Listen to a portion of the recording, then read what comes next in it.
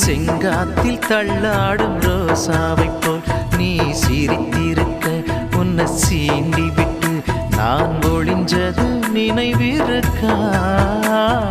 தானாக முத்தம் தர பக்கம் வந்தாய், அம்மா பார்த்து விட்டதும் கண்ணில் தூசுப்பட்டதாய் சொல்லி நெஞ்சது நினைவிருக்கா?